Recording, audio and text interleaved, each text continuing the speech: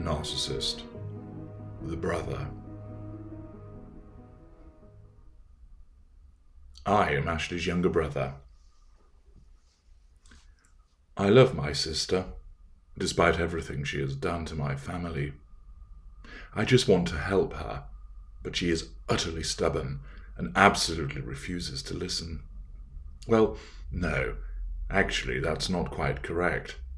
She listens, but she never absorbs what one tells her.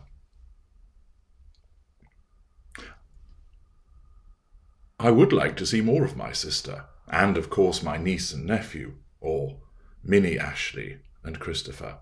I managed to coax Ashleigh to visit me at New Year with the children.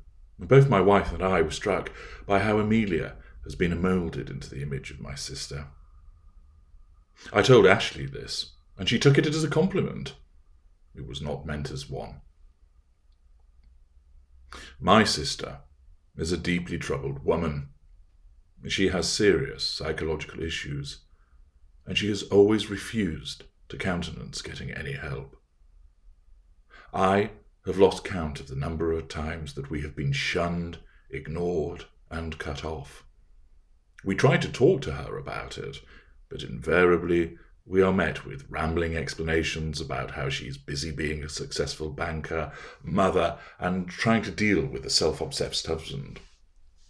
I appreciate she has a lot on her plate. I really do try and see it from her point of view, but she will never let us in to help her. It is as if she cannot see that what she does actually hurts other people. I know deep down that she's a kind and caring person. I know that sits within her somewhere. She can be very affectionate, but then, just when you think that everything is going well, that everything is calm, then along comes another crisis in the world of Ashleigh. My wife calls it the A-bomb. She seems to have a strange relationship with Peter. She sort of complains about his behaviour, criticises him, moans about the things that he does, but then never does anything to address it. But that's Ashleigh all over. She has a habit of complaining and passing judgment on people, but when it comes to actually acting on what she says, she's like some will-o'-the-wisp, and she just floats off to the next thing which is occupying her mind. I actually think that she has a problem being on her own. I remember when she was a teenager, she always had to have a boyfriend, one after the other after the other. There was always some new face trying to make friends with me, and then, just as I started to get to know this latest boyfriend, he would disappear and be replaced by somebody new. I used to ask Ashleigh why she could get them but not keep hold of them, and she would tell me that you have to try all the sweets in the sweet shop before you settled on a favourite. Given that approach, I'm surprised that all her teeth haven't rotted away. Mind you, she has been with Peter a long time. I generally get on with Peter. He's a bit up himself, thinks he's some kind of wine-tasting expert, and always wants the best car, the best sound system, that kind of thing. He gets a bit worked up at things as well, a bit of a temper, but don't we all at some point? On balance, though, I've never had any real problems with him. Of course, if I find out that he has hurt my sister, as she said, well, then he's in for it. Nobody hurts my sister and gets away with it. I'm an army man, and we have a certain code that we abide by, and that means doing the right and decent thing, and I am certainly a subscriber to that approach. I have spent quite a lot of time trying to work out what Ashleigh's issue is, and where it might have come from. They say a lot of your problems as an adult come from when you were a child, which has me a bit puzzled because as far as I can remember, our childhood was pretty straightforward. Mum and Dad both worked. We weren't well off, but we weren't running around with our arses hanging out either. We were supported in our interests. I was pretty decent at football, and Mum likes football, so she would often take me to my matches and tournaments. Dad is a little more of the highbrow, so he would be the one accompanying Ashleigh to her recitals and shows and amateur dramatics. I've sometimes wondered whether she just loves the performance and having an approving crowd. People can be like that, can't they? That somehow she got used to that with my father praising her performances and all the competitions that she took part in, that she somehow became addicted to winning a poetry recital or getting a medal for a particular competition of acting and reading and recitals. Maybe it was like a drug to her, the need to be on the stage, under the lights, being the one everybody was looking at, and that has somehow transferred into her life as an adult, that she needs to somehow be the centre of attention.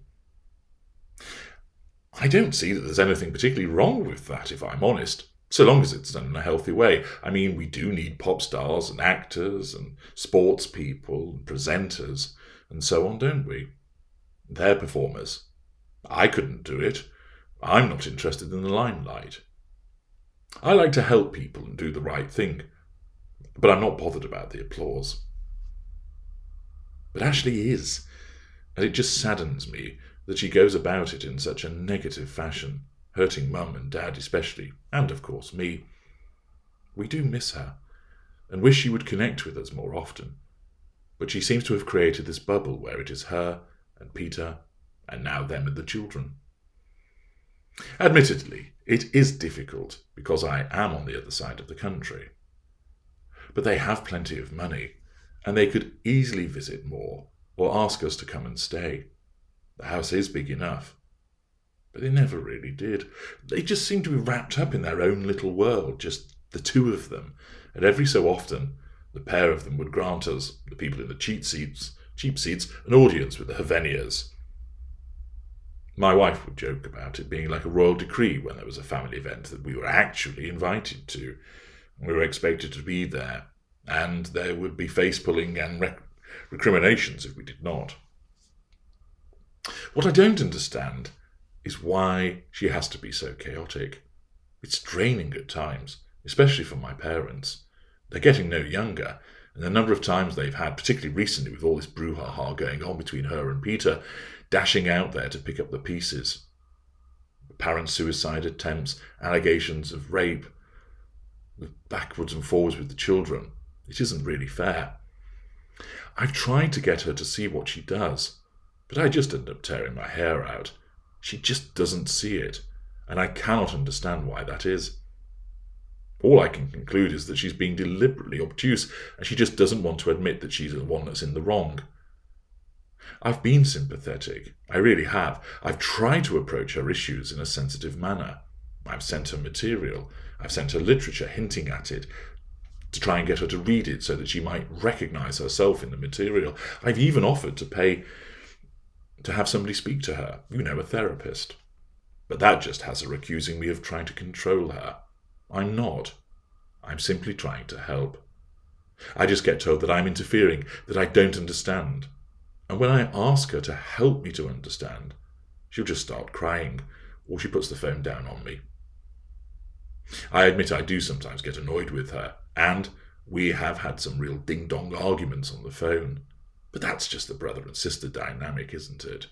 You love them, but by God, sometimes you just want to put a bullet in their heads. Family. Who'd have them? And then there is Ian. He seems to have come out of nowhere, a bit like how all the boyfriends used to appear. If the marriage is over, well, that's a shame, but it happens, and maybe she will be happier with Ian. I don't know. She just doesn't tell me enough of what's going on. I'm always the last to know.